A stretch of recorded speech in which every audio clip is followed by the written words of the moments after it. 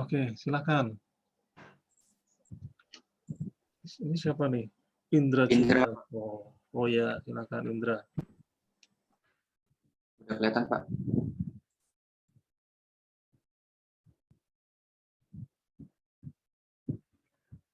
Selamat pagi, perkenalkan nama saya Indra Junianto.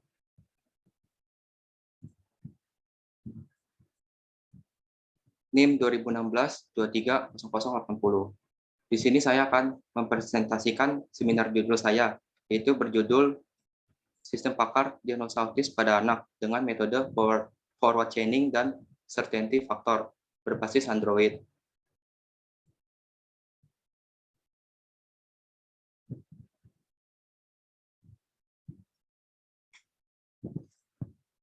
Sebentar Pak, ini view-nya.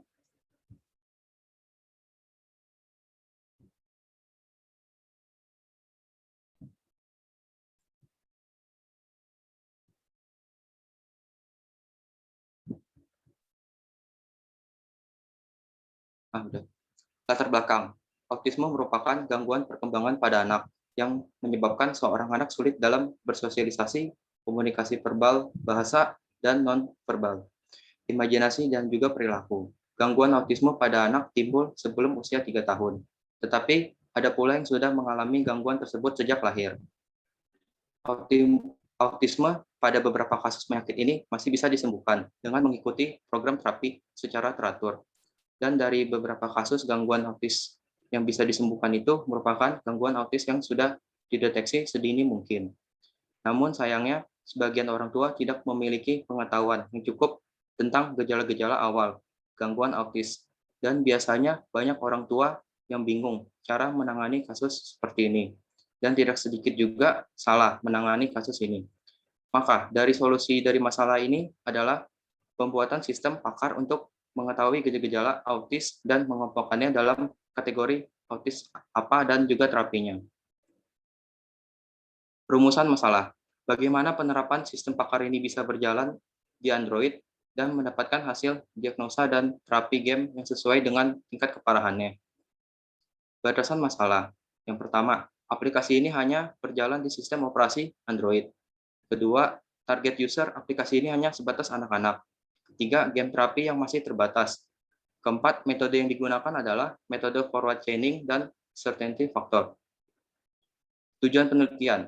Yang pertama adalah merancang dan membuat sistem yang berguna untuk orang tua awam yang memiliki anak mengidap autisme. Yang kedua, memberikan saran kepada orang tua yang anaknya mengidap autisme dan game terapi. Ketiga, memenuhi salah satu syarat kelulusan S1 di Universitas Dhamma Persada. Manfaat penelitian. Yang pertama, dapat membantu orang tua dalam menangani anaknya yang didiagnosa autisme. Yang kedua, diharapkan hasil penulisan laporan tugas akhir ini dapat menjadi tambahan referensi untuk penulisan dan penelitian selanjutnya tentang sistem tersebut. Di sini ada use case-nya. Yang pertama, saya akan menjelaskan use case admin. Admin pertama itu adalah login, mengelola data gejala, mengelola data penyakit diagnosa, mengelola game untuk terapi anak, dan kemudian logout.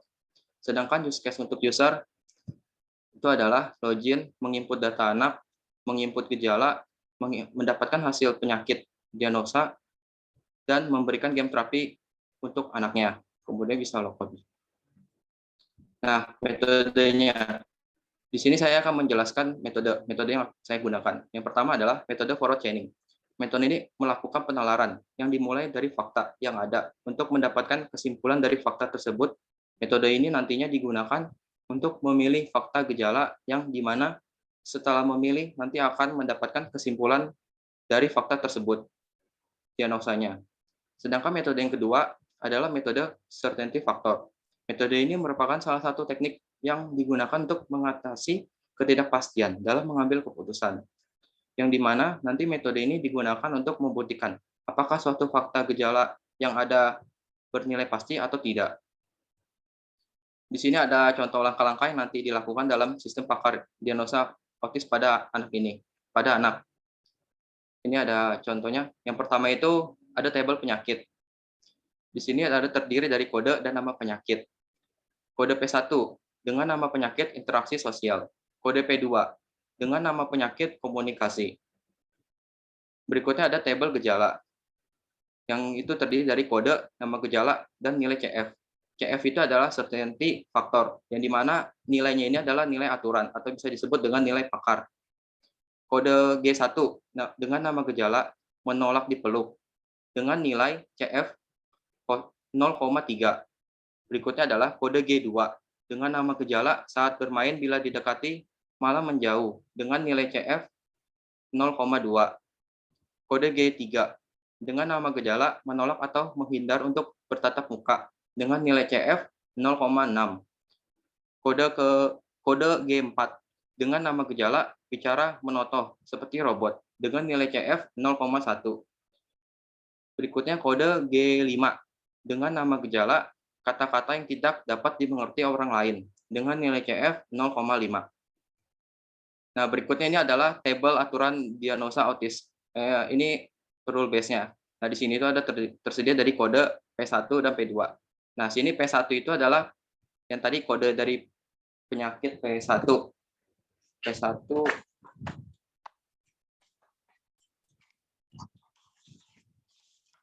itu adalah interaksi sosial, dan P2 itu kodenya itu adalah nama penyakit adalah komunikasi. Yang dimana apabila user nanti memilih kode gejala G1 dan G2 dan G3, maka kesimpulan itu adalah penyakitnya itu adalah P1. Dan sedangkan apabila user nanti memilih gejala dengan kode G4 dan G5, maka itu adalah kesimpulannya adalah penyakit dengan kode P2. Nah, di sini ini ada warna kuning, nanti akan untuk contoh perhitungannya user akan memilih gejala-gejala G1 dan G2 dan G3, maka penyakitnya P1. Nah, ini untuk tabel interaksi certainty factor dari user. Kadang-kadang dengan nilai CF-nya 0,4. Sering dengan nilai CF-nya 0,6. Sangat sering dengan nilai CF-nya 0,8. Iya, maka nilai CF-nya adalah 1. Nah, di sini tabel untuk mencari CF buka kurung H, E, tutup kurung. H itu adalah himpunan, E itu adalah eviden. Nah, untuk mencarinya itu ada CFE dikali dengan CF rule, yang dimana adalah CF user dikali dengan CF pakar. Nah, di sini ada tabelnya. Yang pertama adalah CF1 dengan CF rule 03 dikali dengan CF user 1. Maka hasilnya adalah CFHE-nya adalah 0,3.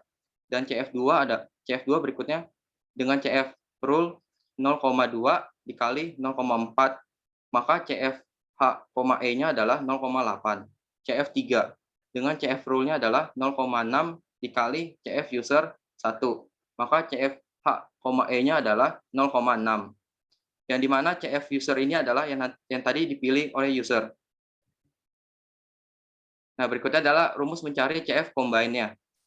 Rumus mencari CF combine-nya CF1 dan CF2 adalah CF1 ditambah CF2 dikali buka kurung 1 dikurang CF1. Yang dimana adalah CF-nya itu pertama adalah berarti CF1 itu adalah 0,3 ditambah CF2 itu adalah 0,8 dikali buka kurung 1 dikurang CF1, yaitu adalah 0,3. Maka di hasil yang didapatkan adalah 0,8. Nah, di sini adalah CF all-nya. Nah, untuk mencari CF berikutnya lagi adalah rumusnya CF combine. CF all-nya CF yang lamanya dan CF3, yang berarti adalah nilai 0,86 ditambah 0,6. 0,6 ini adalah nilai CF3 dikali buka kurung 1 dikurang 0,86 tutup kurung. Maka hasilnya adalah 0,9 CF all-nya. Nah, maka presentasinya adalah CF combine yang tadi yang kita dapatkan di atas itu dikali dengan 100%.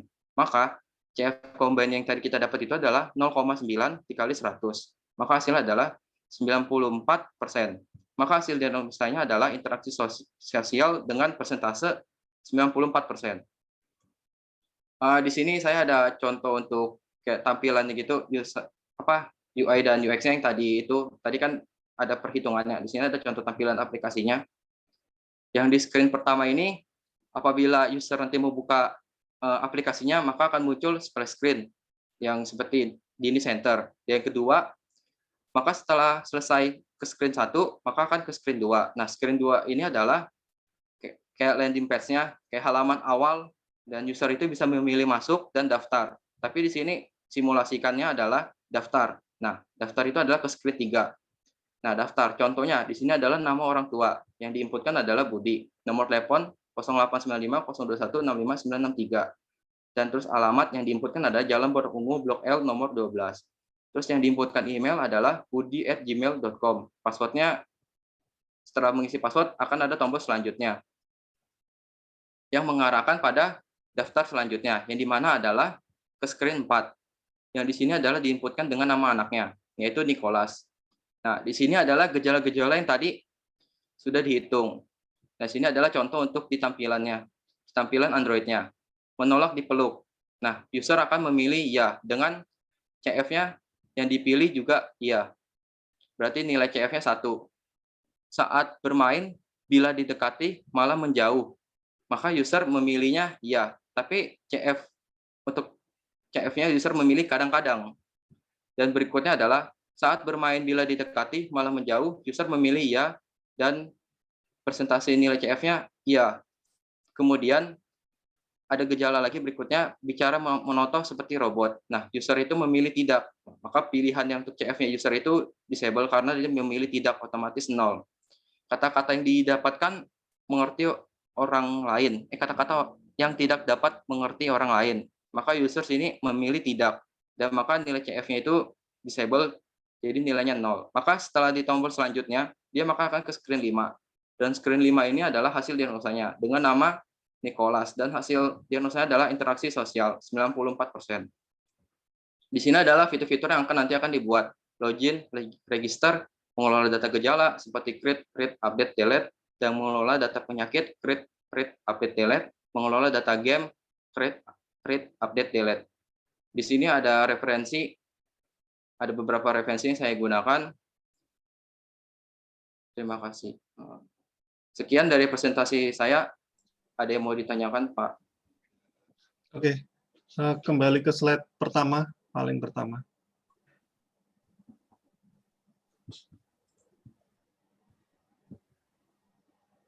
Ini berbasis Android ya?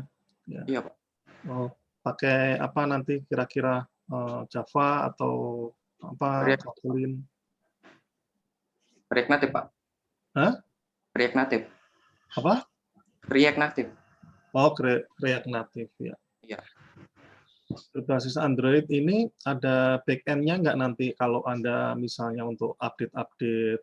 Backend-nya ada, Pak. Saya ini pilihnya sih pakai Firebase, Pak. Soalnya gratis sih, Pak. Udah di hosting juga. Pakai apa?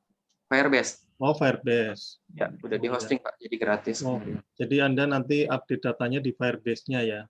Cuman ada limitnya sih, Pak. Nanti paling ganti, untuk misalnya udah limitnya udah habis, mungkin dibuat lagi create baru lagi Pak database-nya gitu. Tapi tetap ke Firebase gitu, Pak.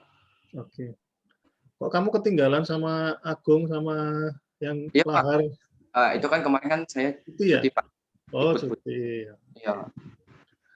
Ya, dari judulnya, oke. Forward chaining dan CF ini di Unsada sudah banyak ya. Kalau saya sarankan, Iya, Pak. forward chaining dan fasi ya. Jangan CF. CF ini banyak. Anda kalau lihat di linknya di listnya apa itu? Listnya judul skripsi mahasiswa yang sudah pernah saya share.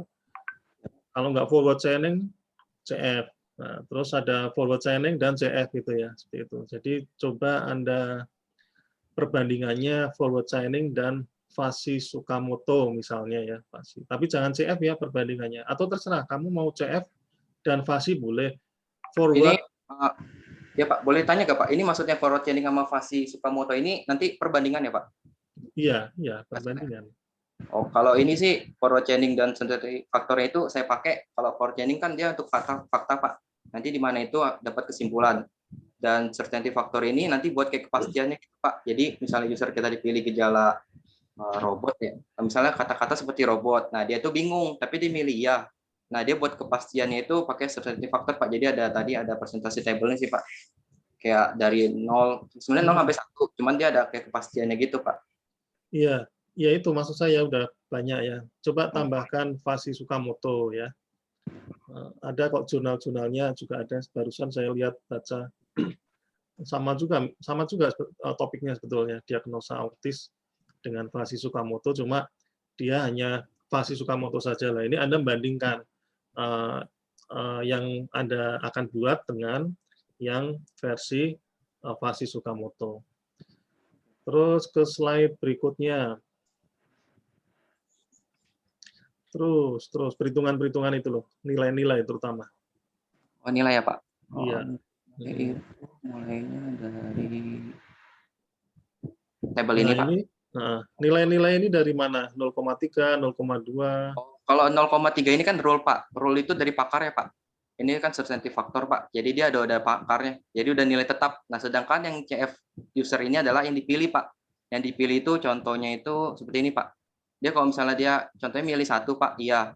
Terus juga kadang-kadang kan 0,4. Nah, contoh UI tampilannya itu. Oh, Anda sudah ini ya, sudah mengakomodasi kalau iya itu 1 gitu ya. Tapi ianya itu belum tentu, Pak, karena sensitive factor itu menentukan, Pak. Iya itu, tapi dia apa ya, Pak? Bilangnya itu jadi metodenya itu ada kayak ini, Pak, ada nilai apa? Nilai ini, Pak, interpretasinya. Jadi 1 itu kadang-kadang kan bisa ada bilang sering, mungkin sering tapi bukan pasti gitu, Pak. Jadi ada sangat sering. Jadi misalnya dipilih ya, tapi dia ada presentasinya sih, Pak. Kayak iya itu seberapa yakin gitu, Pak. Ya, oke. Sangat sering 0,8, misal diganti 0,9 boleh enggak? Oh, nggak bisa, Pak. Ini kan udah ada dari ininya, Pak, dari sensitive faktornya, Pak. Kalau yang saya lihat dari jurnal-jurnal nih, Pak, soalnya angkanya udah ada. Sebenarnya angkanya ada, Pak, sampai 0. Cuman di sini kan untuk user, Pak. Jadi user itu ditetapkannya kayak kadang-kadang sering, sangat sering sih, Pak. Jadi 0 sampai 1. Tapi saya baca dari jurnalnya sih 0,9 kayak gitu, Pak. Iya. 0,9. Maksud saya, kamu kalau membaca jurnal juga harus tahu ya, itu jurnal tersebut acuannya juga dari mana, kok 0,4. Jangan-jangan memang bisa diubah gitu. Misalnya kadang-kadang 0,3 sering jadi 0,7 karena kadang-kadangnya sudah diturunkan misalnya, atau sangat seringnya jadi 0,7. Kalau iya kan mutlak misalnya ya, mutlak. Iya, berarti 1 misal gitu ya. Gitu. Kayak di a priori antara apa itu frekuensi lupa saya namanya. Itu kalau dijumlah 100 ya. Jadi ada kita bisa milih 30 dan 70 atau 40 dan 60 dan sebagainya. Nah, ini harus kamu cari ini dasar hukumnya ya, penentuan. Kalau bisa dirubah ya nggak masalah sebetulnya. Kan itu keyakinan kan. Nah, yang menimbulkan keyakinan itu siapa? Kan pakar ya. Gitu. Kalau iya nilai 1 ya iya pastilah, oke lah, kita sepakat. Kalau tidak berarti 0 gitu kan. Iya, Pak. Tapi yang jadi masalah kan yang di antara itu, kadang-kadang, sangat sering, jarang misalnya. Nah, seperti itu. Itu yang diinterpretasi. Iya, Pak. Oke, slide berikutnya. Apa lagi? Oh, ini rule-rule-nya ya. Iya, Pak. Yang perhitungannya untuk mencari CF, H, E, himpunan dan eviden. Terus studi kasusnya di mana ini? Ini, Pak, di Dini Center, Pak, dekat kampus, Pak. Dini Center. Iya. Di mana tuh? Kalimalang ya? Enggak, Pak, yang di ruko itu loh, Pak, depan MCD, Pak, yang biasa ada SIM keliling. Oh, McD ya? Iya, depannya, Pak, seberangnya. Kan lampu merah, Pak. Iya. Di situ ada siapa? Ada psikolognya atau dokter atau gimana? Saya baru ketemu kemarin kan ke rumahnya, Pak. Rumahnya dekat situ juga sih, Pak. Maksudnya rumah kayak base-nya mungkin, Pak, dekat situ juga. Belakangnya ruko itu. Kemarin saya baru ngechat sih, Pak. Ketemu di rumahnya, cuma ngomong doang, Pak. Terus pas ngechat itu ketemu dengan Ibu Ruth, Pak. Jadi kayak di spesialis kayak ngerawat juga, Pak, di sana dia. Terapi dia gitu. Tapi beliau psikologi ya? Saya belum bertanyakan, Pak, kalau itu, Pak. Nah, artinya dari sisi kompetensi ya, mereka memang sudah berkompeten untuk menangani masalah-masalah autis gitu. Iya, Pak. Baik dari sisi teori maupun dari sisi pengalaman ya. Karena autis ini kan pengalamannya harus sabar banget gitu ya, dan menghandle-nya itu nggak sembarangan kan ya. Ya mungkin kamu perlu sekali-kali nongkrong di sana sesore 2 sore untuk melihat aktivitas bagaimana mereka terapi gitu. Kemarin juga ada sih Pak, saya mau coba bandingannya dua studi kasus Pak yang di Sumarekon tuh, Lalita ya. Cuman pas saya itu ditolak sih Pak, maksudnya nggak di ini, Hmm. jadi bandingannya. Ya, ya, maksud saya kamu di dini apa ini? Oh Di klinik ini, dini ya. iya. Di klinik dini itu ya juga harus observasi juga mengamati ininya ya, perilaku baik perilaku pasien anaknya maupun perilaku yang merawat. Kemudian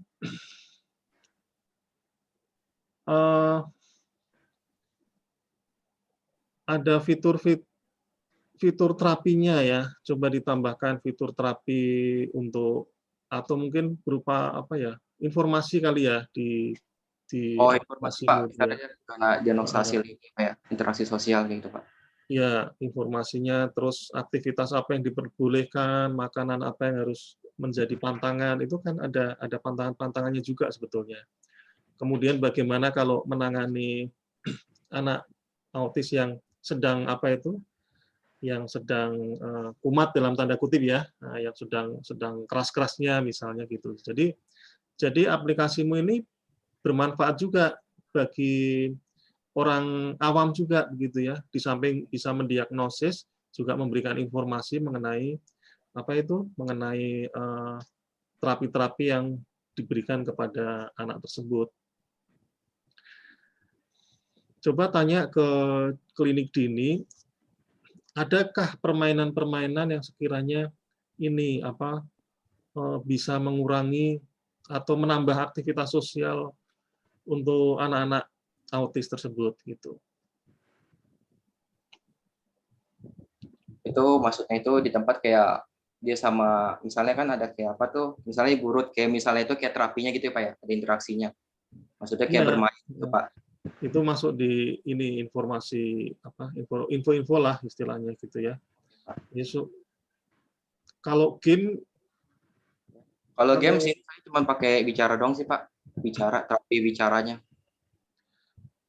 ya kalau anak autis itu boleh nggak ya dia pegang gadget ya? Nanti kan ada ini ya Pak, ada yang bantuin Pak. Maksudnya kan nanti kan ada yang terapinya kan dibina, maksudnya dibina, maksudnya didampingin Pak. Soalnya kan kalau main game interaksi gitu kan dia kayak lain gitu, misalnya kayak nyusun puzzle atau apa, gitu kan pasti ada yang dampingin Pak. Itu Iya, didampingin. iya kalau ada yang damping coba ditambahkan game-game sederhana untuk anak-anak seperti itu ya sebagai bagian dari terapi gitu ya. Iya Gitu. Pak. Jadi aplikasimu nggak sekedar mendiagnosa. Kalau diagnosa kan tahu dan tidak. Oh ini autis, oh ini tidak, selesai gitu ya. Iya Tapi Pak. tidak lanjutnya kan belum ada. Gitu. Oke, saya kira itu ya dari Indra Junianto. Nanti Iya Pak. ke Pak Irianto ya, lapor ke Pak Irianto ya. Oh, berarti chat ya Pak ya. Boleh dicat dulu. Ya, saya kira dari saya itu dulu. Sekian dari presentasi saya. Mohon maaf bila ada salah-salah kata. Selamat siang.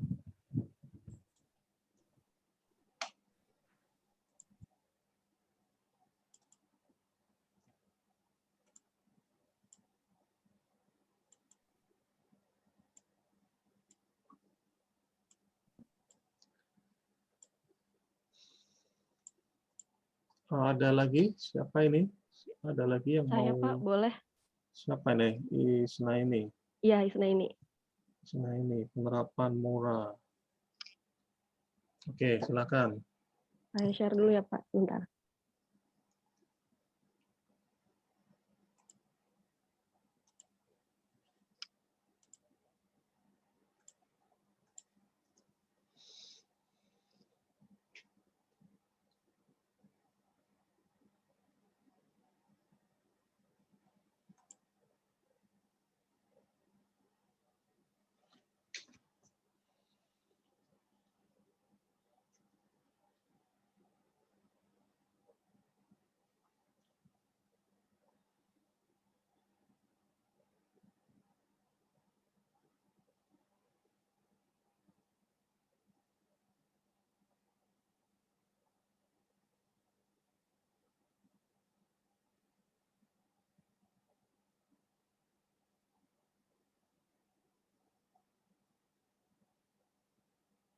Sudah kelihatan, Pak?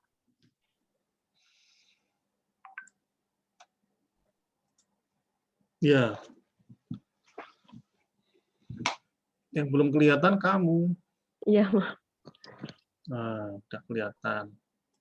Ya, silakan.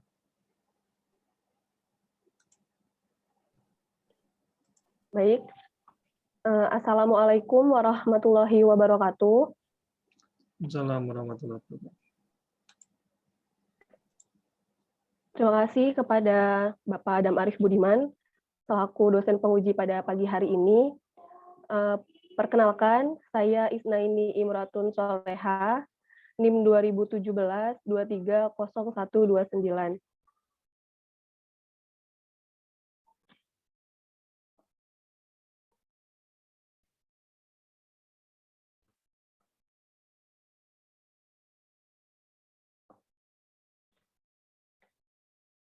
Di sini saya akan menyampaikan judul skripsi saya yang berjudul Penerapan Metode Multi-Objektif Optimization on the Basis of Ratio Analysis atau MORA dalam pendukung keputusan pemilihan sekolah dasar di wilayah Desa Satria Jaya.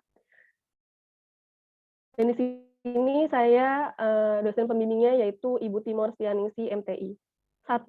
Ada latar belakang di mana pendidikan dalam keluarga merupakan fondasi awal untuk pendidikan anak selanjutnya, atau dapat dikatakan peran utama pendidikan yaitu keluarga. Dikatakan demikian karena hakikatnya segala pengetahuan, intelektual, kecerdasan, pengembangan, dan pembentukan karakter seorang anak itu akan diperoleh dengan adanya peran orang tua atau keluarga lainnya. Berdasarkan jenjang pendidikan, menurut Pasal 1 Angka 8 Nomor 20 Undang-Undang Tahun 2003 tentang Sistem Pendidikan Nasional adalah tahapan pendidikan yang ditetapkan berdasarkan tingkat perkembangan peserta didik, tujuan yang akan dicapai, dan kemampuan yang dikembangkan. Terlebih lagi, sekarang sudah banyak pilihan jenis sekolah, mulai dari sekolah negeri, sekolah berbasis alam, homeschooling, ataupun sekolah berbasis keagamaan yang membuat para orang tua semakin mempertimbangkan lagi dalam menentukan sekolah yang tepat untuk anak mereka. Menyadari betapa pentingnya pendidikan formal untuk anak-anak, maka penelitian ini memfokuskan pencarian solusi dalam menentukan pilihan sekolah dasar yang tepat, serta dibuatlah suatu sistem pendukung keputusan menggunakan metode MORA, dan analisis dalam pendudukan keputusan ini akan memberikan kemudahan para orang tua untuk mengetahui informasi dalam menentukan sekolah yang tepat. 2. Ada rumusan masalah. Rumusan masalah di sini yaitu bagaimana cara mengetahui hasil rekomendasi sekolah dasar yang tepat bagi anak dengan kriteria yang telah ditentukan dalam metode MORA. 3. Ada batasan masalah. Batasan masalah yang pertama, sistem ini hanya menentukan keputusan sekolah dasar di wilayah yang telah ditentukan. 2.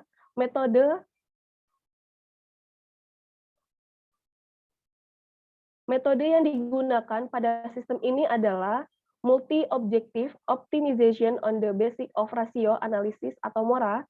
3. Penelitian ini hanya dilakukan pada pemilihan sekolah dasar di wilayah Desa Satria Jaya. 4. Aplikasi ini dibangun dengan menggunakan bahasa pemrograman HTML, PHP, CSS, Bootstrap, dan berbasis web.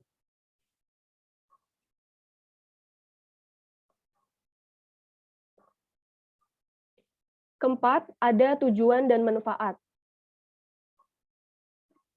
Tujuan dari sistem ini yaitu pemilihan kebutuhan sekolah dasar ini adalah untuk menentukan hasil rekomendasi sekolah dasar di wilayah Desa Satria Jaya yang tepat bagi anak-anak yang akan memasuki jenjang pendidikan pertamanya dan memudahkan para orang tua dalam menentukan alternatif yang baik dalam menyekolahkan anaknya berdasarkan pada kriteria.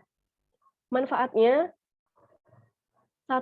Hasil penulisan laporan tugas akhir ini dapat menjadi tambahan referensi untuk penulisan dan penelitian selanjutnya. Dua, hasil penelitian ini dapat membantu para orang tua dalam menentukan keputusan dalam memilih sekolah dasar bagi anaknya. Selanjutnya itu ada metode yang tadi telah saya sampaikan. Di sini saya menggunakan metode Mora, di mana metode Mora ini adalah merupakan multi-objektif sistem mengoptimalkan dua atau lebih atribut yang saling bertentangan secara bersamaan. Metode ini diterapkan untuk memecahkan masalah dengan perhitungan matematika yang kompleks. Mora diperkenalkan oleh Brous dan Zavadskas pada tahun 2006.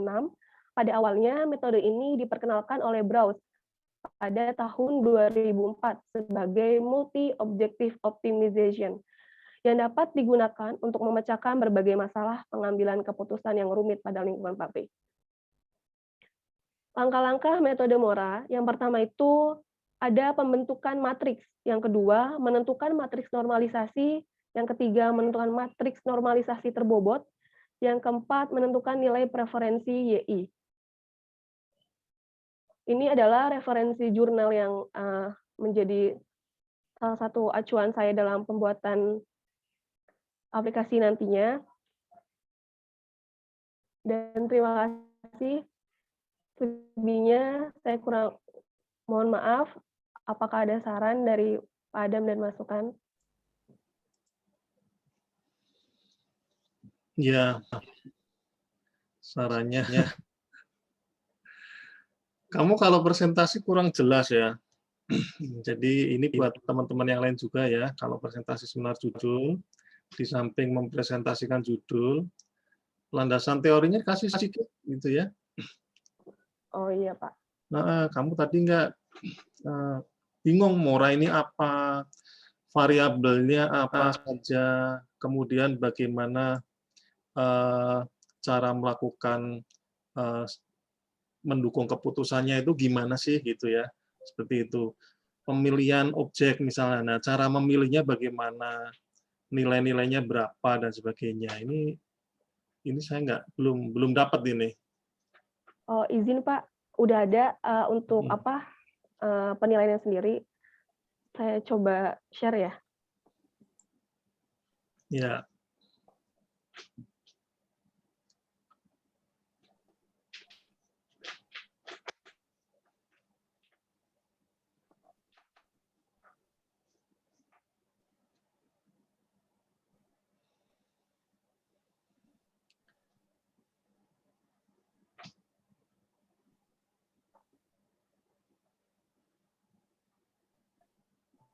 Jadi izin menjawab Pak, untuk metode Mora sendiri ini nantinya dalam pemilihan sekolah dasar di wilayah Satriaja ini saya menggunakan data dari hasil kuesioner yang sudah saya lakukan beberapa hampir sebulan lalu lah saya melakukan kuesioner itu terhadap orang tua di wilayah Desa Satriajaya, di mana kuesioner ini saya mempertanyakan apa memang kendala dari para orang tua dalam menentukan sekolah dasar bagi anaknya. Terlebih lagi sekarang ini sekolah online seperti itu kan.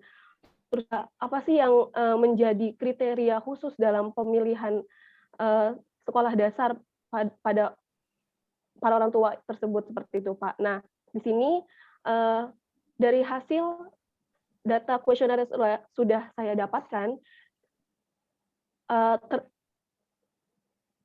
masuklah kriteria-kriteria yang nantinya akan menjadi perhitungan dalam metode Mora sendiri.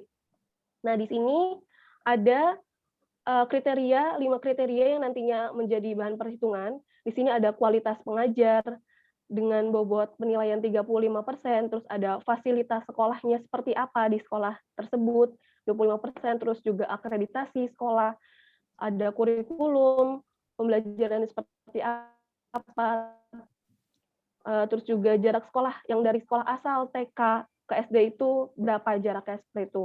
Dan juga nanti di sini saya mengambil contoh saja, alternatif ini sekolah yang memang ada di wilayah Desa Satriajaya ini ada SD Islam, SD negeri, juga SDIT seperti itu Pak. Nah, dalam pembobotannya sendiri ini kenapa bisa mendapatkan hasil pembobotan 35%, 25% tersebut. Nah, dari memang dari kuesioner yang telah saya sampaikan kepada para orang tua itu telah saya saya rangkum, dan memang dari hasilnya ini ternyata dari kualitas pengajar itu para orang tua itu memiliki minat yang memang besar dalam kualitas pengajar sendiri untuk anak-anak mereka, seperti itu, Pak. Begitupun dari fasilitasnya seperti apa sih untuk kenyamanan anak-anak mereka, seperti itu. Terus juga akreditasinya harus melihat yang memang akreditasinya bagus, bisa menentukan ke jenjang anaknya nanti untuk sekolah, seperti itu. Kurikulumnya juga seperti apa. Namun di jarak ini tidak menjadi salah satu masalah terbesar untuk para orang tua, karena memang masih di wilayah sekitaran Satria Jaya yang memang masih dekat dengan sekolahnya, seperti itu, Pak. Nah, di metode Mora sendiri ini tuh ada yang namanya benefit dan cost, di mana benefit ini menguntungkan dan cost ini tidak menguntungkan, atau yang bisa disebut tuh biaya, seperti itu. Nah, dari perhitungan contoh yang sudah saya buat, di sini tuh ada subkriteria dari kualitas pengajar yang sudah ditentukan kriterianya, seperti itu. Di sini ada kenapa saya menggunakan 90% sampai 100% itu, di mana untuk kualitas pengajar sendiri ini melihat dari kualifikasi pengajarnya dan sertifikatnya. Sertifikasi pengajar ini di sekolah tersebut ini seperti apa, berapa persenkah memang sertifikasinya ini besar, seperti itu. Misalkan memang besar dari 90% sampai 100%, dia akan mendapatkan nilai 5. Kenapa di sini 5, 4, 3, 2, 1? Karena dari hasil angka atau memang cuma hanya huruf, ini tidak bisa dinilai. Makanya saya menggunakan nilai 5, 4, 3, 2, 1 untuk penilaian perhitungan metode Moranya sendiri. Nah, untuk saya mendapatkan hasil dari kualifikasi tersebut ini, saya menggunakan webnya memang dari salah satu dinas pendidikan Kabupaten Bekasi yang memang tiap tahunnya ini menginput data sekolah untuk diinput ke dinas pendidikan Kabupaten Bekasi, seperti itu, Pak. Nah, terus di sini juga ada subkriteria dari fasilitas sekolah. Fasilitas sekolah di sekolah Desa Satria Jaya ini seperti apa sih? Apakah mempunyai fasilitas internasional kah, atau standar nasional plus ekstrakurikuler, terus juga ada standar nasional, atau memang kurang dari fasilitas standar nasional. Begitupun nilainya sama dari 5, 4, 3, 2, seperti itu, Pak. Terus juga di sini subkriteria dari akreditasi sekolah, di mana akreditasi sekolah itu kan biasanya A, B, C, dan memang kadang masih ada yang kadaluarsa atau memang belum terakreditasi sama sekali, seperti itu. Terus juga ada kurikulum. Nah, untuk kurikulum sendiri ini seperti apa? Apakah memang sesuai dengan pembelajaran di sekolahnya? Jadi di kuesioner ini saya tidak hanya meminta kuesioner dari para orang tua yang akan memasukkan anaknya ke sekolah dasar, tapi juga para orang tua yang memang sudah menyekolahkan anaknya di sekolah dasar ini seperti apa, pembelajaran di sekolahnya itu seperti apa, apakah memang sudah sesuai dengan kurikulum yang telah ditetapkan oleh dinas pendidikan, seperti itu, Pak. Terus juga ada jarak, di mana kalau misalkan jaraknya kurang dari 1 meter, dia akan mendapatkan nilai terbesar, seperti itu. Dan selebihnya, kalau memang kalau lebih dari 20 km, dia akan kecil, seperti itu nilainya. Jadi di Mora ini, jika nilainya semakin besar, maka memang semakin baik dalam perhitungan nantinya, seperti itu, Pak. Nah, untuk langkah-langkahnya sendiri, di sini Mora ada yang pertama itu pembentukan matriks. Jadi di mana yang tadi sudah kita tentukan, alternatif A1, A2, A3 ini ada SD Islam plus Geraha Prima, terus ada SD Sriwijaya 01, dan SD IT Cendikia Satria. Di mana alternatif ini kita tentukan hasil dari kriteria yang tadi sudah kita tentukan. Di sini A1 ini adalah SD Islam plus Geraha Prima, di mana yang C1 ini tadi kualitas pengajarnya. Kualitas pengajar dari SD Islam ini dia mempunyai kualifikasi dari 60% hingga 89%, yang artinya dia memiliki nilai 4 untuk perhitungannya. Begitupun alternatif yang lainnya dan kriteria-kriteria lainnya. Dan setelah memang sudah ditentukan pembentukan matriksnya, kita hitung dari hasil kriteria C1, C2 hingga C5, di mana C ini adalah kriteria.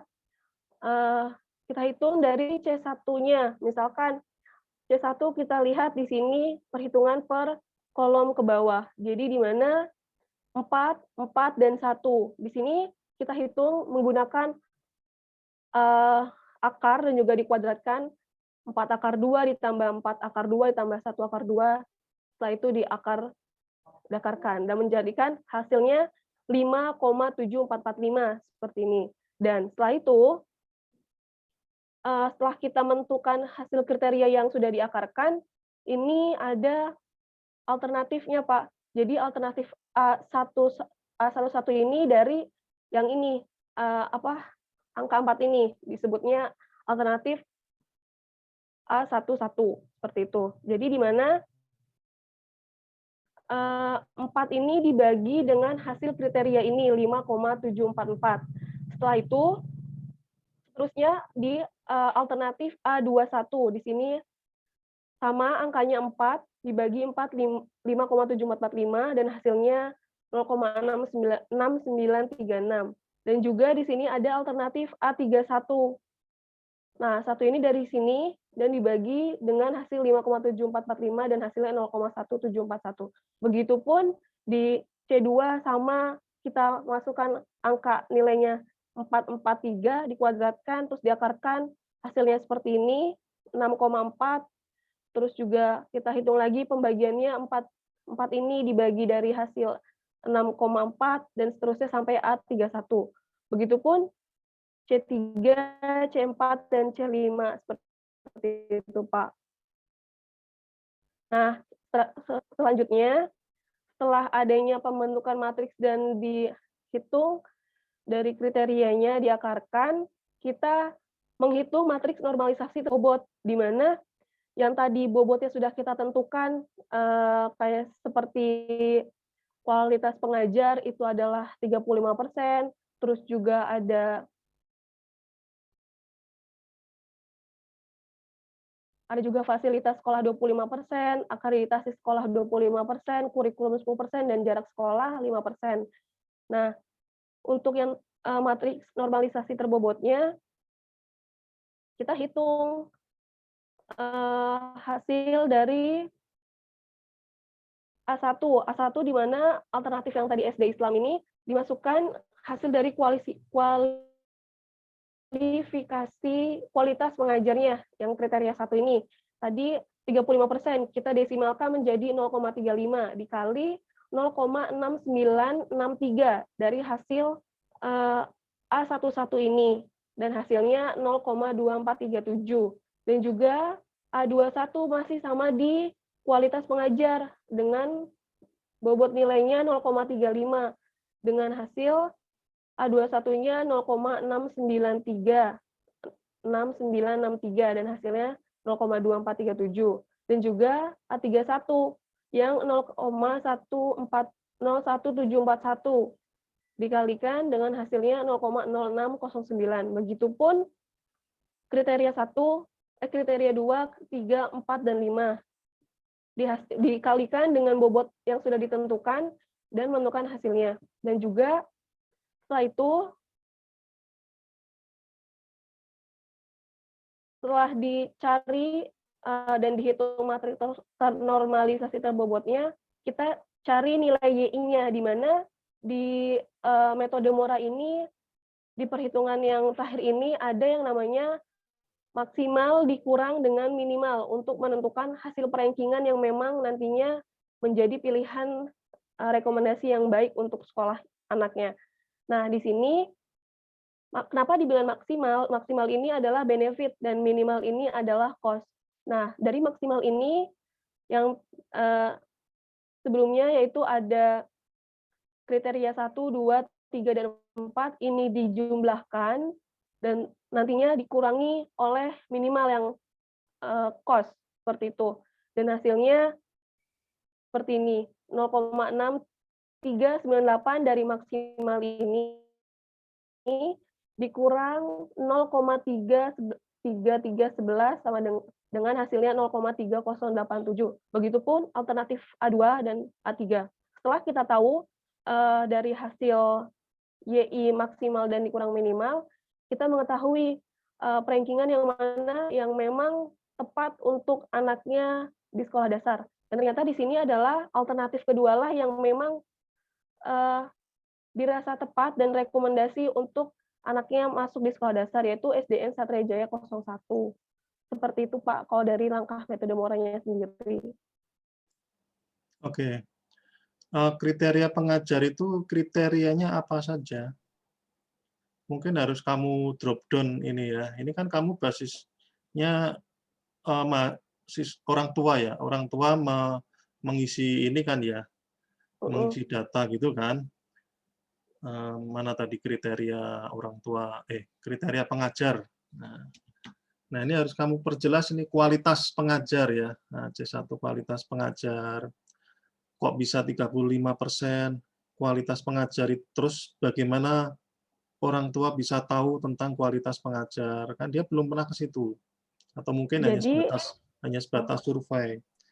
Begitu juga fasilitas sekolah. Kalau yang internasional itu seperti apa, kalau yang nasional seperti apa gitu.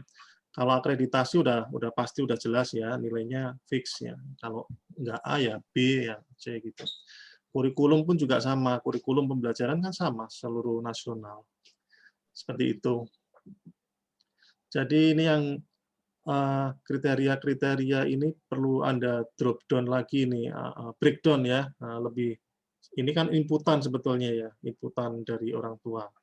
Begitu juga fasilitas. Jadi ketika nanti kriteria dari kualitas pengajar, maksudnya yang disebut kualitas pengajar itu yang seperti apa sih? Nah, itu kan harus kamu jelaskan ke orang tua ya. Begitu juga fasilitas ya.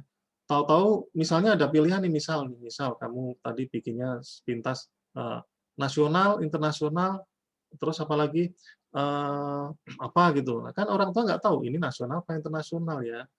Ini masuk yang standar biasa apa enggak ya, kan seperti itu. Padahal SD terutama SD negeri itu kan pasti ada standar minimalnya gitu.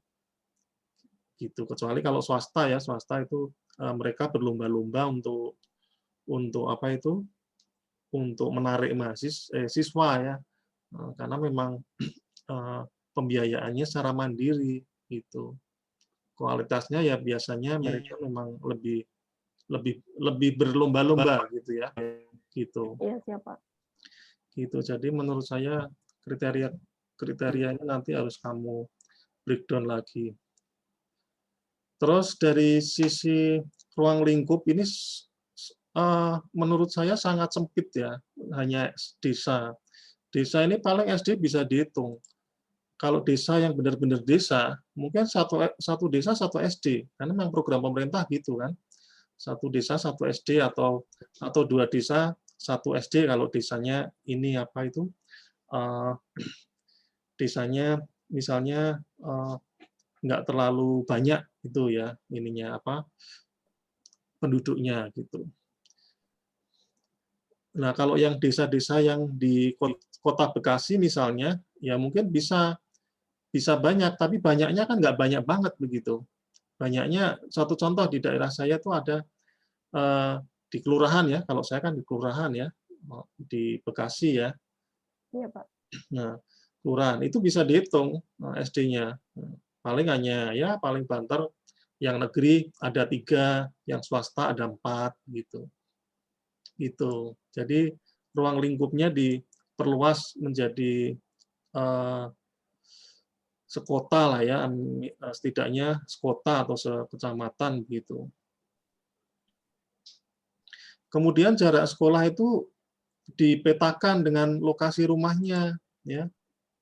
Jadi inputannya berupa map juga, ada fitur untuk memetakan jarak sekolah itu, ya. Jauhnya kan kita nggak tahu berapa tepatnya jarak rumah kita ke sekolahnya misalnya, sekolah yang sedang kita target misalnya seperti itu. Nah, itu Anda buatkan ini dengan Google Map kan sekarang banyak ya, API-nya dan sebagainya. Terus itu masuk bagian ini ya, sistem pendukung keputusan ya. Iya, Pak. Coba tambahkan satu metode yang setopik dengan itu ya, dalam artian multi kriteria decision analysis ini kan bagian dari multi kriteria apa ini? Multi kriteria decision analysis ya. Banyak saya kira itu ininya apa? Pilihannya. Nah, Anda bisa lihat di apa itu? Ini saya berikan linknya di chat ya. Nah, itu di chat coba dibuka. Itu yang paling halaman yang bawah-bawah itu kan banyak sekali. Ada AHP, ANP, balance, ada apa itu DEX, kemudian ada SM, CDM dan sebagainya. Ada MAUT. Nah, MAUT kemarin sudah ada itu siapa? Mega ya. Vega apa Mega kemarin? Ada MAUT gitu. Nah, kamu tambahkan satu lagi ya sebagai perbandingan itu. Perbandingan metode yang kamu buat antara murah dengan apa misalnya seperti itu. Nah, ini kebetulan aja ini murah belum banyak ini di Unsada ya. Baru kamu kayaknya. Itu ya. Iya, Nah, ini Pak, jelas, boleh nanya? jelas ya. Ya, silakan. Jelas. Jadi kan memang nantinya kalau dari kriteria ini tuh saya niatnya nantinya itu mau misalkan ditaruh di salah satu sekolah di Satria Jaya nih Pak. Kalau misalkan memang nantinya dari kayak kualitas dari kriteria ini yang menginput itu dari pihak sekolah tersebut itu gimana Pak? Jadi para orang tua ini tinggal lihat aja hasil dari rekomendasi yang udah diinput sama dari sekolah TK-nya seperti itu Pak. Ya, Memang oke. Yang memasukkan itu siapa nantinya kriteria? Nah, itu kan bagian masalah tersendiri itu. Apa kepala sekolahnya, apakah bagian administrasinya menilai loh ya. Ini menilai ya, bukan menginput. Tidak sekedar menginput itu gampang, siapa saja bisa. Tapi ini menilai kualitas pengajar. Berarti ada poin-poin tertentu. Kayak saya menilai Isna ini mahasiswa yang pinter nggak ya? Nah, maka saya harus menilai, ya kan? Menilai dengan UAS mata kuliah ini, UAS mata kuliah ini, kemudian dikasih tugas seperti ini. Nah, itu kan termasuk bagian dari proses penilaian. Nah, kalau proses penilaiannya benar ya saya kira nggak ada masalah. Gitu. Jadi kan emang nantinya ini saya emang berencananya dari kriteria ini yang udah saya tentukan, yang ditentukan ini nih Pak, dari subkriteria masing-masing ini, saya juga kayak melihat dari Dapodik dari Kabupaten Bekasi yang memang Dinas Pendidikannya sendiri tiap tahunnya itu menginput data dari per sekolah itu. Jadi di sini itu kriterianya sudah terlihat gitu. Dari kualitas pengajar itu dari segi ada sertifikasinya, terus kualifikasi pengajarnya itu berapa persen ada di Dinas Pendidikan dari kabupatennya sendiri, kayak gitu Pak. Terus fasilitas sekolah itu gimana sih pas mereka input kayak gitu. Itu udah ada kayak data-datanya sendiri di disdiknya itu. Oke, berarti guru sudah dinilai gitulah ya. Iya. Udah dari Yang pihak menilai sekolah dasarnya sendiri. Iya, yang jadi yang pertanyaan kayak yang jadi pertanyaan utamanya kan begini, kriteria penilaiannya itu apa? Gitu. Apakah dia punya sertifikasi pendidik? Apakah ada aspek misalnya pedagogik yang dinilai oleh kepala sekolah dan sebagainya? Yang itu yang harus yang saya minta tadi Anda di breakdown yang tadi belum dijelaskan secara luas. Oke, Pak. Oke, Pak. Gitu ya. Coba saya Apalagi mengambilnya dari data Diknas, berarti cakupannya kan luas, Kak, cuma sedesa itu juga ya. Iya sih, heeh. Nah, Tapi iya. nanti nih saya coba lebih ruang lingkupnya lebih luas lagi ya, Pak. Ya. Tapi untuk masalah yang kalau nantinya orang tua cuma melihat hasil rekomendasi itu nggak apa-apa ya? Apa Nah, orang tua balik juga lagi ke judulmu. Judulnya apa sih tadi? Penerapan dalam metode pendukung. Mora. Iya, maksud saya penerapan dalam pendukung pemilihan sekolah dasar. Yang memilih siapa ini? Memilih apa dipilihkan? Apa orang tua ini punya kontribusi pemilih gitu? Direkomendasikan dari pihak sekolah asalnya, dari TK-nya. Kalau direkomendasikan kan berarti orang tua nggak hanya melihat saja kan sebetulnya, nggak bisa menginputkan sesuatu begitu. Ya tinggal kalau gampangannya begini, kalau kamu orang tua nih sudah punya anak mau SD, ya udah lihat saja yang paling tinggi, ya saya mau masuk ke situ gitu. Ya, oke. Tapi kan harus ada inputan-inputan yang dari orang tua, contohnya ini anaknya misalnya anaknya jarak misalnya, makanya tadi saya minta untuk dibuatkan map-nya ya. Inputan dari orang tua harus ada lah misalnya gitu. Ya intinya seperti itu sih. Oke, siap Pak. Ya, saya usahakan untuk data-datanya. Ya, oke. Ya, dari saya itu saja. Nanti ke Pak Herianto ya. Iya. Chat WA nanti ya, Pak. Iya, silakan presentasi.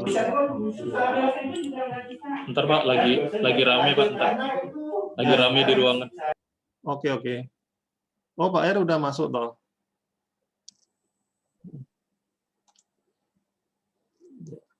Ini sudah atau nunggu Pak Heri, Pak? Pak Heri ada enggak toh? Ada enggak sih? Oh, ada.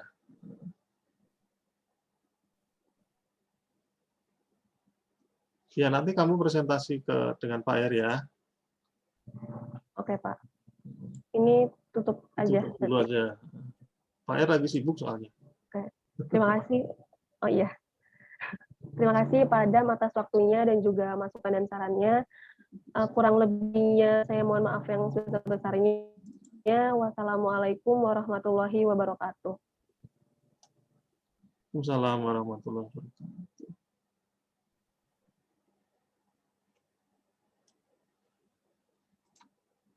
Siapa lagi?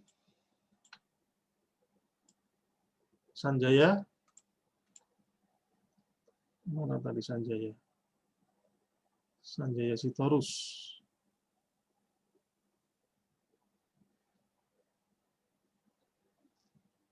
Ya Pak. Silakan. Ngulang nggak ya? Kamu ngulang ya? Iya, ngulang Pak. Wah, ngulang nih. Isna ini share screen-nya di close dulu.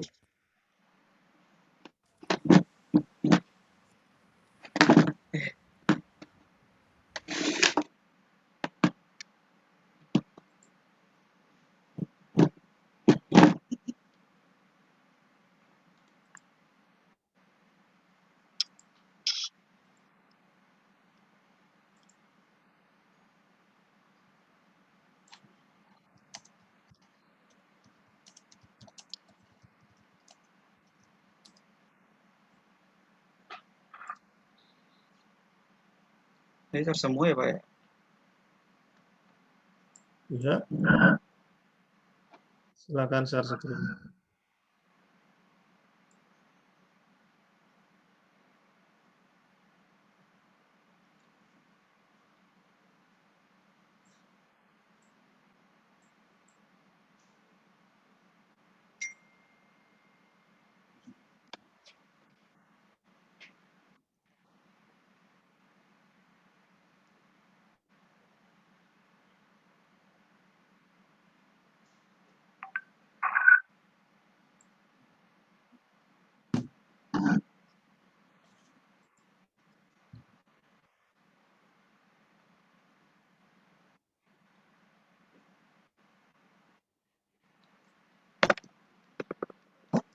Kelihatan, Pak?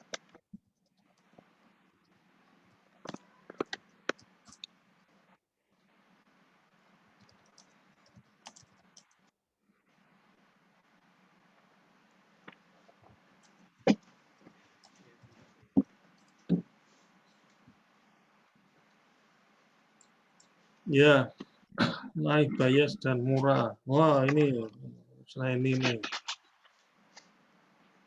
mirip nih pakai kayak siapa tadi? Isnaini.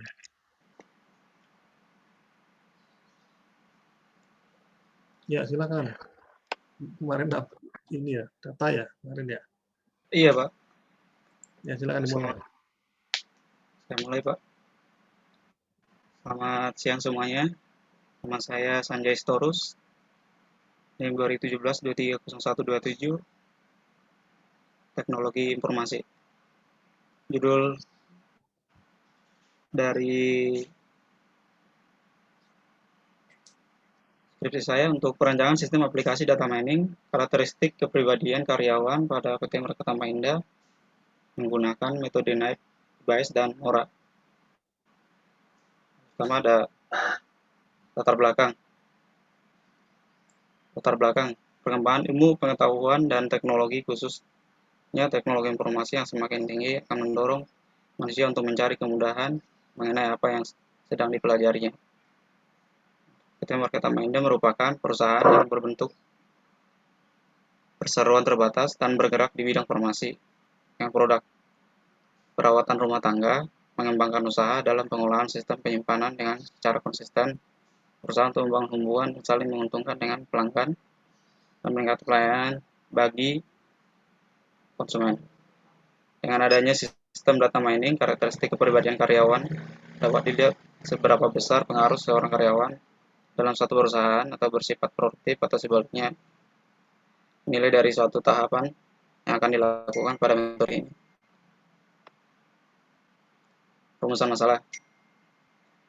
Yang pertama, bagaimana menerapkan metode data mining Night Bias untuk meningkatkan karakteristik kepribadian karyawan PT Marketa Tamainda.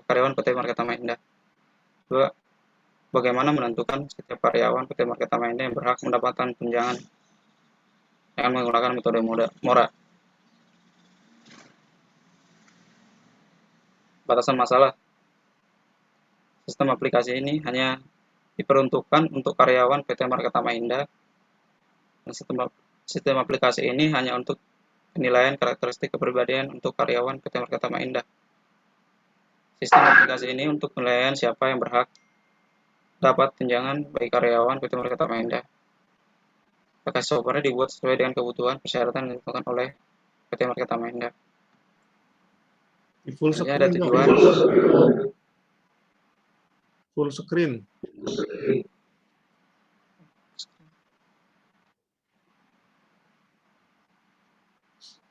Slide-nya di full screen kan?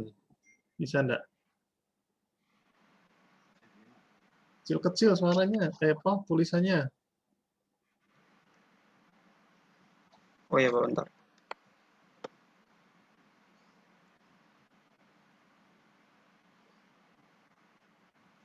F5. Nah, kelihatan saya.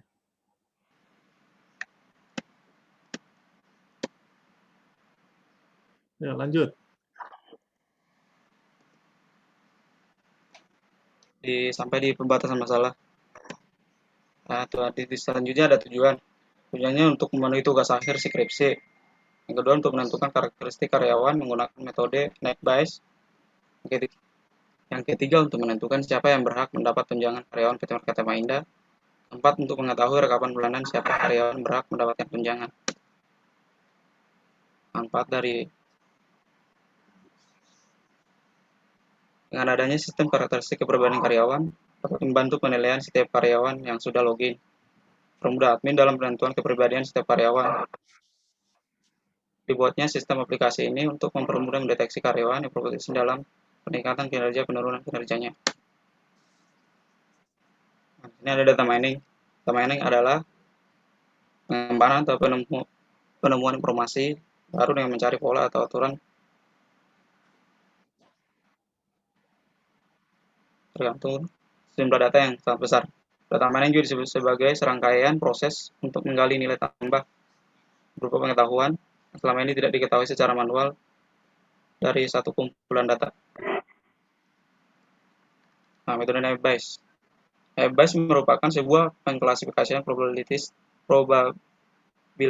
sederhana yang menghitung sekumpulan probabilitas yang menjumlahkan frekuensi dan kombinasi nilai dari dataset yang diberikan. Naive Bayes didasarkan pada asumsi penyederhanaan bahwa nilai atribut secara kondisional saling bebas jika diberikan nilai output. Yang kata lain, probabilitas mengamati secara bersama probabilitas individu. Ciri utama dari naive Bayes klasifikasi ini adalah asumsi yang kuat atau yang naif dan dimendensi dari masing-masing kondisi atau kejadian. Untuk umum atau persamaan dari terma naive Bayes. P kali probabilitas hipotesis C berdasarkan kondisi dikali P kali probabilitas per probabilitas C. Keterangan X dengan data kelas yang belum diketahui. C hipotesis data merupakan suatu kelas spesifik. P probabilitas C probabilitas hipotesis C berdasarkan kondisi X atau priority probability. C probability hipotesis C atau priority probability. P probabilitas X berdasarkan kondisi pada hipotesis C atau X probabilitas C. Metode Mora. Metode ini memiliki tingkat selektivitas yang baik karena dapat menentukan tujuan dari kriteria yang bertentangan, di mana kriteria dapat menilai keuntungan atau benefit atau yang tidak menguntungkan sebaliknya dengan cost. Metode Mora diterapkan untuk memecahkan banyak pemecahan permasalahan di ekonomi manajerial, konstruksi, perusahaan, ataupun proyek, dan memiliki tingkat selektivitas yang baik dalam menentukan suatu alternatif pendekatan yang dilakukan Mora dan didefinisikan sebagai suatu proses secara bersamaan guna mengoptimalkan dua atau lebih kriteria yang saling bertentangan pada beberapa kendala.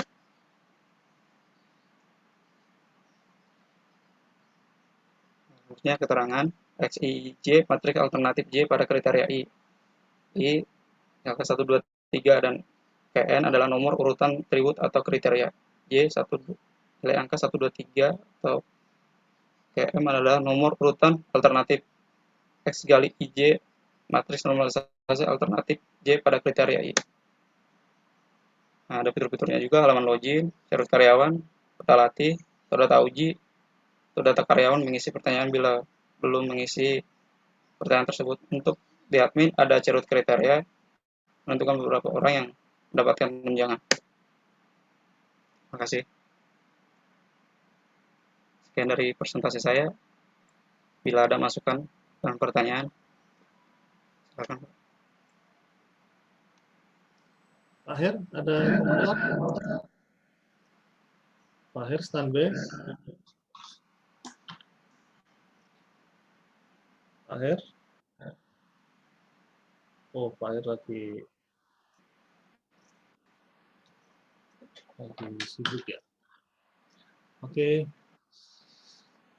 Coba lihat di halaman judul. Halaman pertama, slide pertama ya. Oh iya, Pak.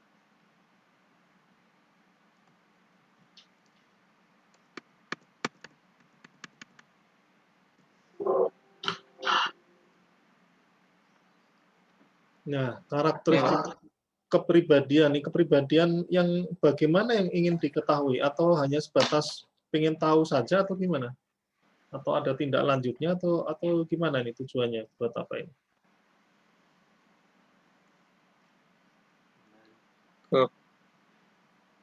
Untuk apa gitu maksud saya? Untuk mengetahui, Pak, setiap kepribadian seseorang itu gitu. Terus kalau udah diketahui mau diapain?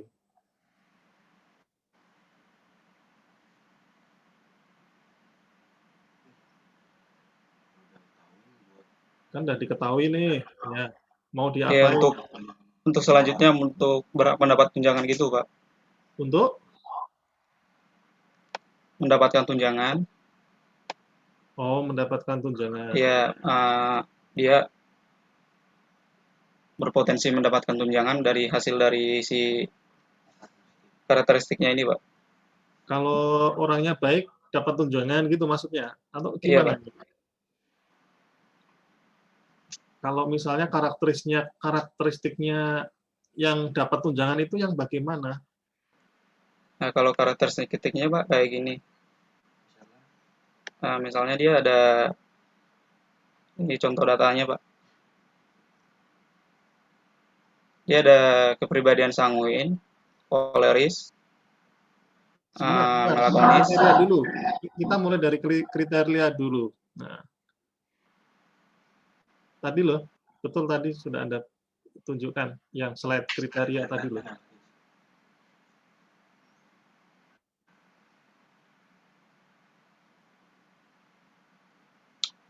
Yang mana, Pak? Yang tadi, PowerPoint.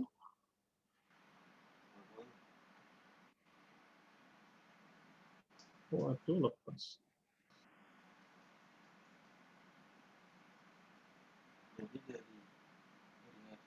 Tadi kriteria tadi? Habis itu bila dia nilainya baik, dia berhak mengikuti seleksi pendapatan Kriteria. Nah, yang modal kriterianya itu. Kriteria. Kriteria, terus. Bukan yang ini, bukan Excel-nya.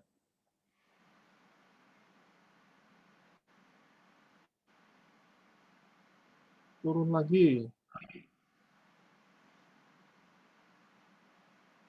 Aduh.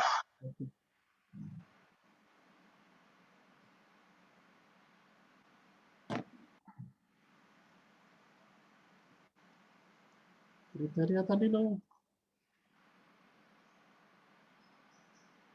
Slide ke berapa tadi? 4 ya? Coba 4. 5. Coba 5. 6. Yang ini, Pak. Itu latar belakang. Yang ini, Pak. Bukan, itu kan perumusan masalahnya. Yang kriterianya tadi loh, ada C1 kah atau berapa tadi? Promosi. Itu yang di BPT itu yang kriteria.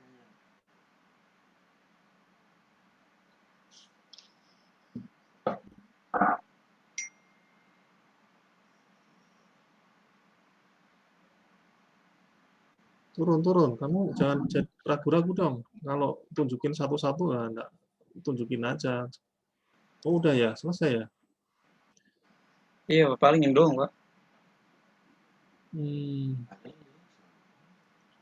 Tadi ada yang menyatakan kriteria gitu, atribut dan kriterianya.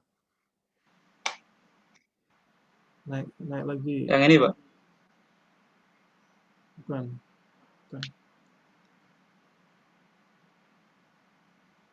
Oke deh, balik lagi ke pertanyaan awal tadi. Kalau pengen tahu kepribadian terus mau diapakan gitu ya? Iya kan? Iya, Pak. Mau dikasih tunjangan katanya. Ya. Biasanya tunjangan Benar, Pak. itu kan kaitannya dengan kinerja, bukan dengan sifat psikologi. Jangan lu pakai modal. Gimana tuh? Oh iya, Pak. Maaf, saya ralat, Pak. Buat tunjangan itu sebenarnya pakai mora, Pak. Oh, pakai mora. Iya. Pakai mora untuk tunjangan. Nah, Iya. sekarang pertanyaannya, yang bagaimana yang diberikan tunjangan? Kriterianya apa saja ini supaya pekerja Nah, atau yang dari ada di situ? ini, Pak. Maaf, saya Hmm. ini, Pak. Ada dari kinerja dia. Oh, itu. Kriterianya dari kinerja, tahun, status, dan gaji, Pak. Oke. Ada 4. Oke. Nah, ini ada tipenya, ada bobotnya gitu, Pak. Kinerja itu yang bagaimana? Kamu jelasin nanti ya, kinerja breakdown. Terus ini yang isi siapa ini yang menilai? Yang menilai. Tadi aja enggak apa-apa. Kita ngomongin yang murah dulu. Nah, Yang ini, Pak. heeh. Kan harus dinilai ya. Iya, Pak. Nah, siapa yang menilai? Dari Kamu? Apakah manajer? Apakah bisa, Pak. kamu? Di HRD-nya bisa, Pak. Apakah admin? Nah, siapa yang menilai? Nah, itu kamu jelaskan nanti kinerja itu bagaimana cara menilai kinerja. Kan nanti mengeluarkan nilai kan, angka kan. Karena kalau angka nggak bisa diproses sama komputer ya dengan rumus-rumusnya. Begitu. Kalau yang Navy base-nya, Pak, dia bukan angka, Pak. Iya, sebentar. Kita nggak ngomongin naik Hmm. base, murah dulu. Ya, sabar. Nanti kita ke Iya. naik base. Kan kita ini tunjangan katanya berdasarkan kinerja ya. Nah, ini kamu jelaskan nanti ya. Penilaian kinerja itu yang seperti apa? Apakah dapat bekerja sama dengan tim misalnya pertama, Oh, ada maksudnya gini, Pak. Ya, menyelesaikan pekerjaan penyelesaian masalahnya apa aja gitu, Pak ya? iya, menyelesaikan masalah tepat waktu misalnya, terus loyal misalnya. Loyal ya. Nah, ini Apa gimana kayak cara ada solusi mengukur dari dia, ada solusinya ngasih berapa gitu, Pak? cara mengukur loyalitas itu gimana? Nah, ini kamu pikirkan nanti. Nah, pasti jadi pertanyaan nanti kalau di seminar isi ya, sidang skripsi. Ini kan saya mengarahkan nih seminar judul, ya kan? Seminar judul kan mengarahkan. Iya, Karena Pak. kalau proposal kan biasanya memberikannya masih umum kayak tadi Isna ini penentuan SD. Nah, apa ini yang ditentukan? Kriterianya, detailnya bagaimana seperti itu. Sama dengan kamu nih. Dibuat masukan, Pak. Iya dong, masukkan loh. Iya. Apa mau ulang lagi? Enggak, Pak. Enggak ada, Pak. Kinerjanya di ini Jadi dibenerin. kayak kinerjanya gitu harus ada, Kinerjanya Pak di ya, bobotnya. breakdown. Nah, bagaimana cara mengukur kinerja? Nah, itu kamu pikirkan nih. Misalnya kerjasama dengan tim, pekerjaan selalu bagus, tidak pernah bolos, kemudian datang tepat waktu, itu kan termasuk bagian dari kinerja misalnya, nggak Oh pernah ada iya, Pak. masalah. Nah, tinggal siapa yang menilai ini? Nah, masa menilai diri sendiri kan enggak. Oh, misalnya yang menilai manajer misalnya. Yang menilai misalnya manajer. Nah, berarti di sistemmu manajer harus punya aktor inputan ya, aktor yang bisa menginputkan sesuatu gitu.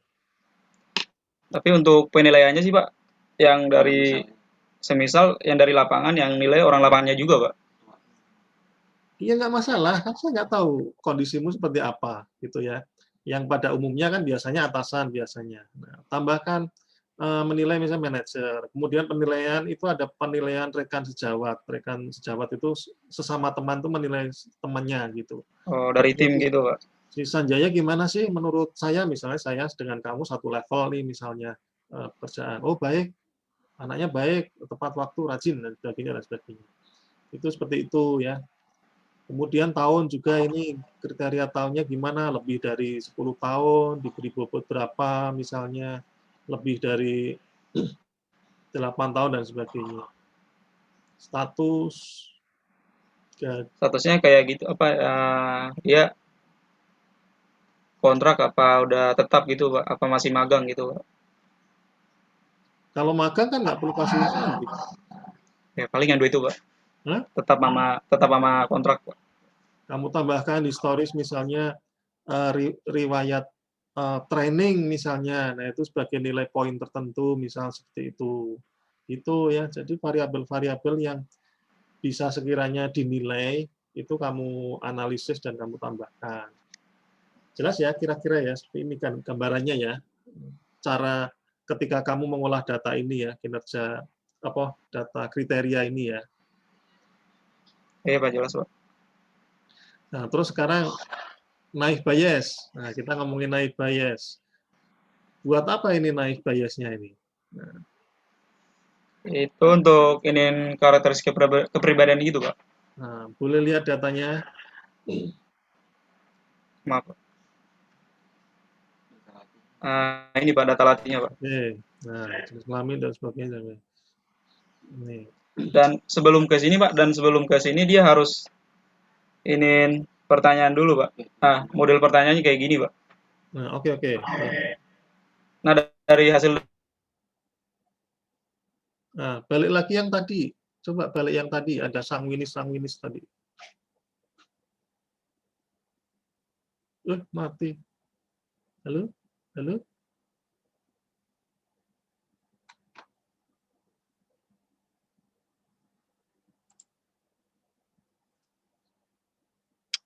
Jangan-jangan punya saya nih yang mati. Enggak ya? Nah, oke. Tes 1, 2, 3, putus tadi. Beneran ya? Ini kan ada hasilnya nih, sanguin ya. iya, Nah, itu hasil dari ini ya, hasil analisis dari pertanyaan. ini, Pak. Dari pertanyaan ini, Pak. Maaf. Oke. Terus datanya tadi, ya balik lagi kayak sheet tadi. Balik lagi ya ke sini, Pak. Nah, ini berarti nanti ini sifatnya kamu judulnya apa tadi? Lupa. Kepribadian, Pak. Karakteristik kepribadian. Iya, setiap karyawan. Kamu bisa ganti judul ini ya. Prediksi kepribadian berdasarkan ini. Gitu. Tapi nggak masalah, Pak. Ntar. Enggak masalah. Prediksi kepribadian. Kan murahnya untuk apa? Insentif ya. Penentuan insentif. Naik biasnya untuk prediksi kepribadian. Tadi coba boleh diulang lagi ya, Pak? Prediksi kepribadian, tambahin aja prediksi. Nah, kan pakai naik bias. Prediksi kepribadian. Iya. Berarti karakteristiknya dihapus ya, Pak? Ya, boleh kalau lebih cocok. Karakteristiknya. Kemarin kamu belum bisa nunjukkan data seperti ini, jadi kita semua bingung.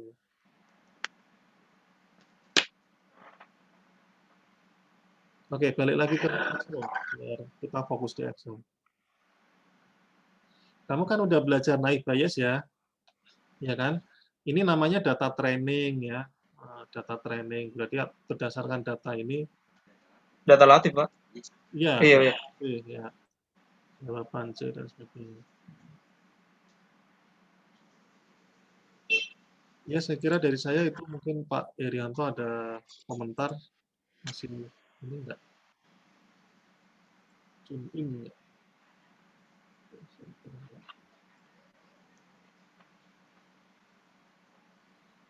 Ya, nanti ke Pak Heri ya. Pak Heri buat kayak gimana kita, Pak? Maksudnya konfirmasi gitu, Pak? Iya, mau Pak Herinya minta presentasi lagi apa enggak, nanti janjian aja. Oh, baik, Pak. Dari saya sudah sih, sudah saya catat ini.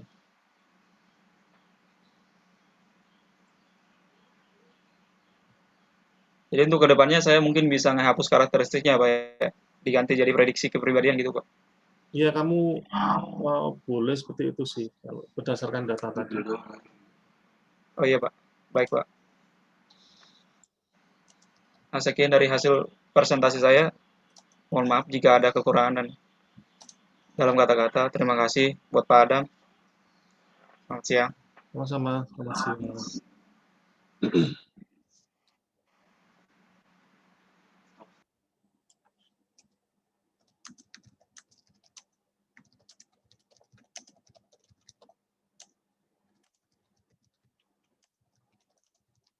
Yuk lanjut, satu lagi.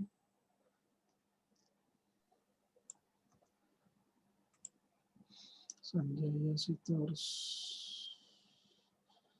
140.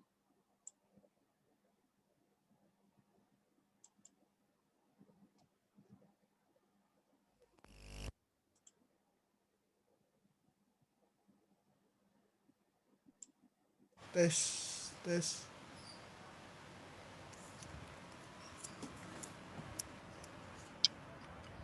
Ada suaranya, nggak ada orangnya ini. Saya Pak, Han Willy Hadi Pak. Yang mana ya? Nggak kelihatan deh. Sebentar, Pak.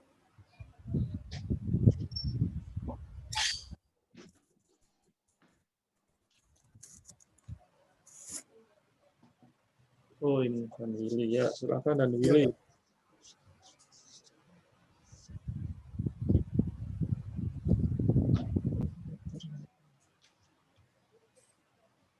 Aduh, kameraku error.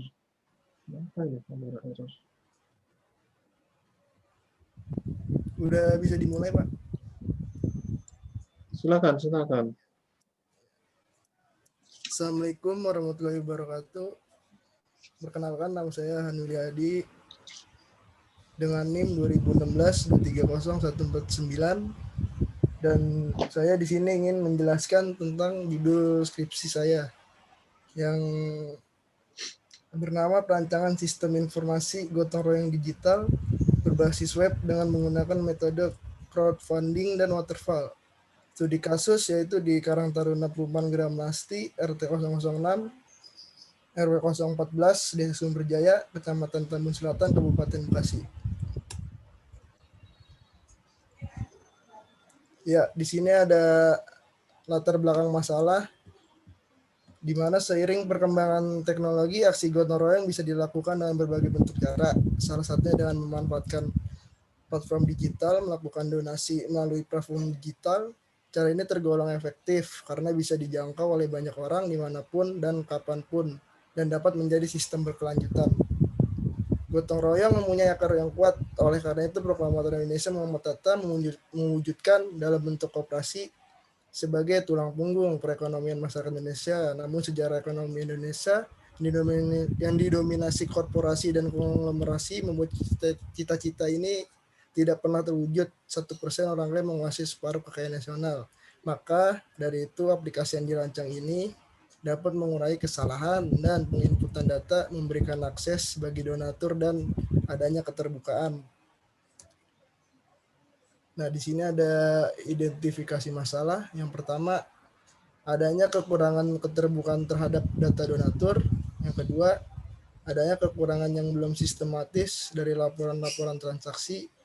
Dan yang ketiga, hanya ada satu sumber untuk melihat data donatur yang terkumpul. Batasan masalah, yaitu penelitian ini dilakukan sampai tahap pengujian sistem dan penerapan atau pemeliharaan sistem. Yang kedua, proses bisnis yang dilakukan pada sistem ini hanya dibatasi pada proses pendaftaran donatur, transaksi donasi, dan pembuatan laporan keuangan donasi dengan menggunakan aplikasi berbasis web. Rumusan masalah.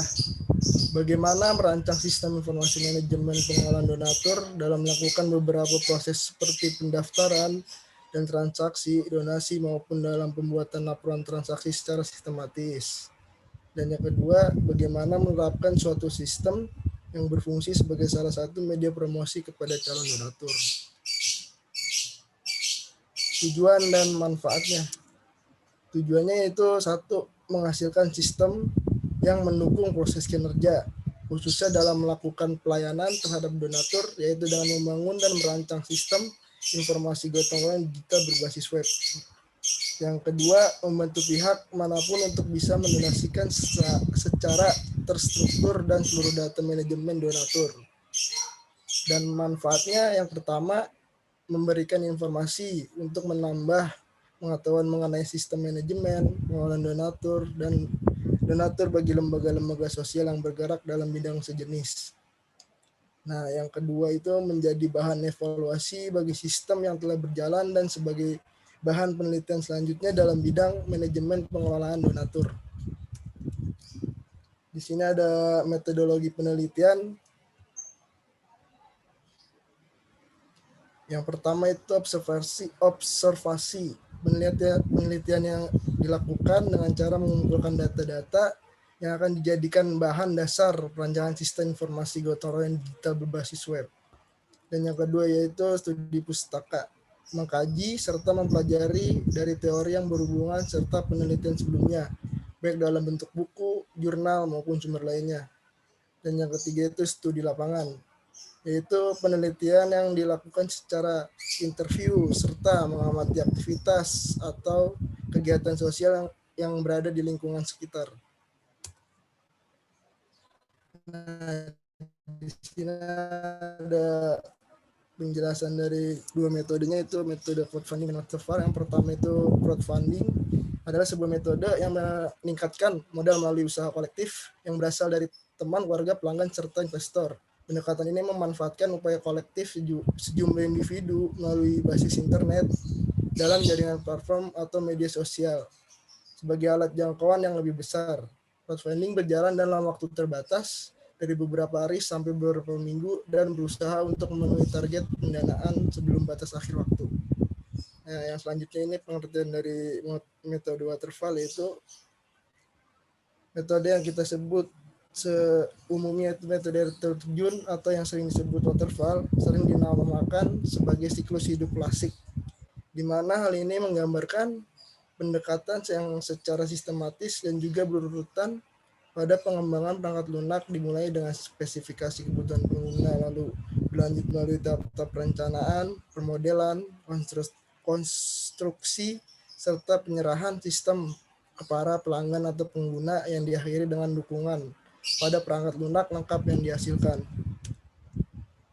Nah, di sini simpulan yang pertama itu penerapan crowdfunding menjadi sarana pembelajaran individu dalam memaknai tindakan monolog prososial. Ada keterkaitan melihat dan memahami konten dalam gotong digital berpengaruh pada tindakan untuk berdonasi. Yang kedua yaitu donatur melakukan transaksi berdonasi dalam gotong digital karena dipengaruhi oleh beberapa kesadaran diri sendiri, di antara kesadaran diri yang datang dari individu maupun kelompok, yakni motivasi, empati, altruisme sebagai tindakan tolong menolong. Dan yang ketiga yaitu memfasilitasi orang untuk memberikan donasi. Sekian presentasi dari saya, kurang lebihnya mohon maaf. Jika ada masukan atau saran dipersilakan Pak.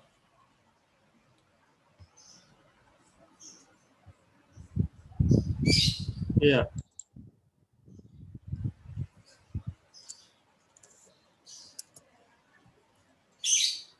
Metode crowdfunding. Iya Pak. Ini proposalmu ini sifatnya masih sistem informasi ya. Jadi belum pas untuk diangkat menjadi skripsi. Crowdfunding itu kan gampangannya mengisi bareng-bareng, gampangannya gitu ya. Mengisi datanya bareng-bareng gitu. Kayak saya ini waktu membuat jadwal seminar judul kan pasti meminta mahasiswa untuk menginputkan nama, NIM, judul, pembimbing gitu kan ya. Nah, itu termasuk bagian dari crowdfunding. Jadi saya tidak menginputkan nulis sendiri-sendiri karena biar saya nggak pusing gitu ya. Nah, seperti itu. Jadi dibantu sama mahasiswa yang menginputkan data dirinya. Nah, itu yang disebut crowdfunding. Kemudian kalau waterfall itu metode untuk pengembangan bikin programnya. Iya, Pak, bikin programnya itu pakai metode waterfall. Ya, meskipun tidak harus pakai waterfall, banyak metode yang lain, misalnya seperti extreme programming, agile ya, metode agile, iteratif dan sebagainya. Seperti itu. Jadi saran saya, Anda cari topik dulu yang benar-benar untuk skripsi ya. Di antaranya ya ada metodenya itu, metode informatika ya, metode computer science, bukan metode untuk membuat programnya, bukan gitu. Tapi metode misalnya ya tadi ada Mora, ada algoritma genetika ya, ada jaringan saraf tiruan, ada fasi ya. Nah, coba Anda baca-baca dulu mengenai topik-topik yang ada itunya tadi ya, ada fasinya misalnya, atau ada moranya, atau ada jaringan saraf tiruan, atau ada algoritma genetik, atau misalnya image processing ya, bikin absensi dengan wajah misalnya, baru pintunya terbuka misalnya. Nah, itu termasuk cukup bagus juga ya, gitu. Kalau dulu kan wajah didekatkan dengan kamera terus langsung tercatat. Nah, sekarang misalnya ada yang mendeteksi suhu, misalnya kalau suhunya di bawah 35 derajat, oh berarti sehat misalnya, atau wajahnya sudah dikenal. Oke, berarti pintunya buka. Contohnya seperti itu ya. Nah, itu yang pakai metode ya. Atau ada metode data mining kan banyak sekali. Topiknya data mining, metodenya kan macam-macam. Ada naive Bayes, ada a priori market basket analysis, Cummins, clustering, neighborhood ya, KNN dan sebagainya. Atau SVM, banyak sekali sebetulnya. Itu coba Anda baca-baca itu dulu ya. Nah, nanti bisa diajukan ke proposal skripsi. Berarti yang diubah ini Ya. hanya metodenya saja, Pak? Atau dari Semuanya, judulnya karena juga, Pak? saya nggak bisa mengarahkan, karena kamu belum pakai metode. Ya, gitu. Kalau waterfall itu bukan metode untuk membuat skripsimu itu enggak, tapi untuk membuat programnya ya. Waterfall mah udah pasti gitu ya, udah pasti pakai gitu, pasti itu. Ini bagian dari seminar judul ini juga bagian dari salah satu tahapan di waterfall, yaitu analisis ya, yang paling awal ya, paling atas kan analisis. Kayak tadi Sanjaya misalnya diarahkan untuk oh begini begini begini, nah itu bagian dari waterfall sebetulnya, sehingga nggak usah kita jadikan metode khusus untuk mengembangkan skripsi, enggak, itu memang harus pakai seperti itu kalau membuat program, di samping ada metode yang lain yang saya sebutkan tadi, Agile dan sebagainya. Gitu. Coba saran saya Anda baca dulu jurnal-jurnal ini ya, jurnal ilmiah di bidang teknologi informasi, nanti pasti nemu ya, terbuka lah pikirannya.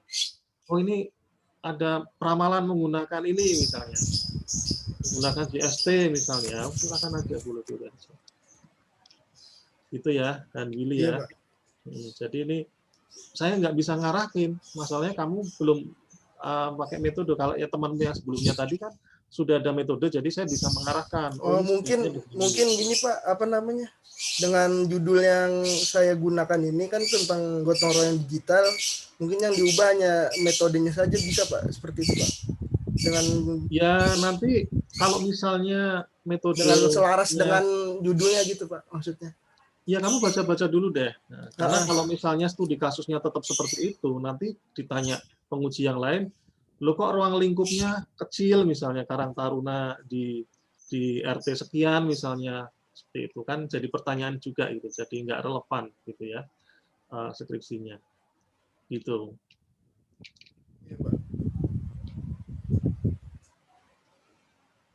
Atau tanya lagi nanti ke pembimbing ya, Bu saya harus pakai topik apa ini misalnya, atau mungkin Bapak Ibu punya ini apa tawaran judul dan sebagainya.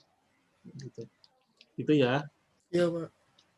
Ya sudah ditutup aja enggak. Ya kurang lebihnya mohon maaf. Terima kasih juga untuk Bapak Adam. Ya wassalamualaikum warahmatullahi wabarakatuh. Waalaikumsalam warahmatullahi wabarakatuh. Yang tadi belum sempat ke Pak Irianto atau ketemu Pak Irianto, segera lapor ke Pak Irianto ya. Oke, terima kasih. Ya, saya lift ya. Ya, baik, Pak. Terima kasih, Pak. Sama.